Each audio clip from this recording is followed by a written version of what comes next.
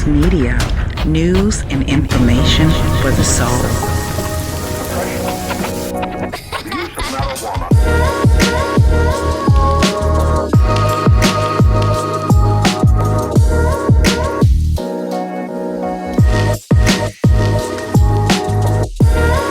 Please subscribe to Rainy Box Media, like and share your views in the comments section. Thank you.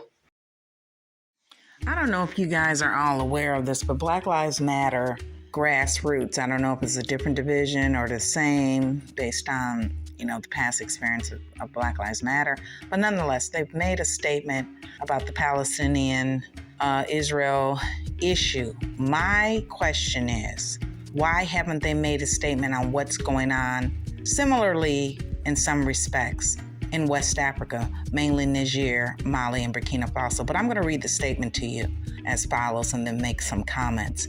As the world is faced with deep questions about self-determination, as we all desire and pray for a world of peace, we must stand wavering on the side of the oppressed. When a people have been subject to decades of apartheid and unimaginable violence, their resistance must not be condemned, but understood as a desperate act of self-defense.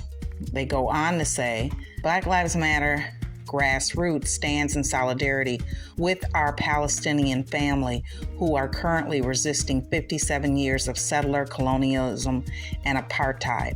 As Black people continue the fight to end militarism and mass incarceration in our own communities, let us understand the resistance in Palestine as an attempt to tear down the gates of the world's largest open-air prison as a radical Black organization grounded in abolitionist ideas.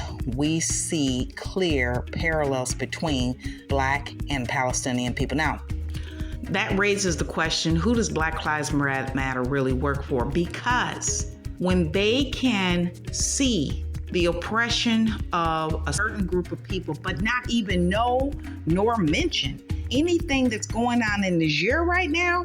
So in case you are not aware, Niger just kicked the French out without firing a shot at them, okay? They made what you call boss moves. And right now, as we speak, their troops are moving out into Chad. But this commentary is about the connection between some Black Americans here in this country leading such organizations as Black Lives Matter and not ever making any public statement that I am aware of. Now, I didn't go all the way through their timeline, but the only place they made the statements thus far about what's going on in the Middle East, because I checked every single social media page that I could find on Black Lives Matter Grassroots, was on Twitter. So they made that comment only on Twitter, and it's several pages, I think up to 4 pages I read too, but I digress. The issue for me is that what's going on in Niger right now is that the French have finally began to move their troops out and follow the instructions of what the new government in Niger had said, which is what direction you can go in, and it better not be in the direction of Benin. So from what I understand, they may be going in the direction of Chad, which does still pose some issues, but nonetheless, they started following instructions. Why is that important?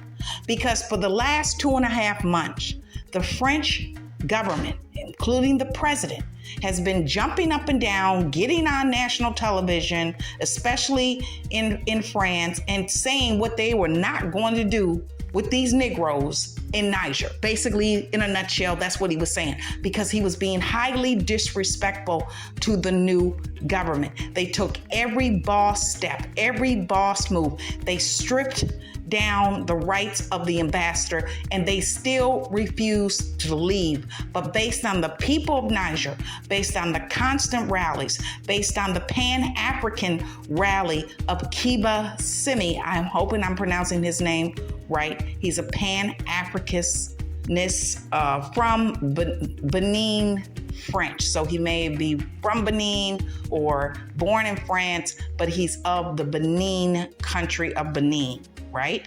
With that being said, that's one of the biggest rallies they just recently had about a week or so ago, just a few days ago. But beyond that, the people of Niger have constantly stood in front of the embassy. So finally, France decided to pull out their ambassador. Not before, by the way, he decided to blame the government of Niger for holding them hostage. No one was holding them hostage, but I digress. And then the people moved to go in front of the military base where France was at. With this said, that uprising is as important as anything else, because technically, if you understand history, you would understand that the French, the Spaniards, and the British are the population primarily here and in this country that were controlling the United States and bringing in the slaves from Africa. And for those of you that are Black American, you were already here, go at it. That's fine. But it still didn't stop people from being enslaved if you were Black or Negroid. But I digress. So we can get over that, okay? And quit disassociating ourselves with that. So with that being said, all I'm saying is, who is Black Lives Matter really working for? I do not know. But just the way that we focus on other issues that are in the Middle East, we also need to turn our attention to Mother Africa. Because if we think that we were enslaved 400 years ago and we still haven't gotten freedom, well, guess what?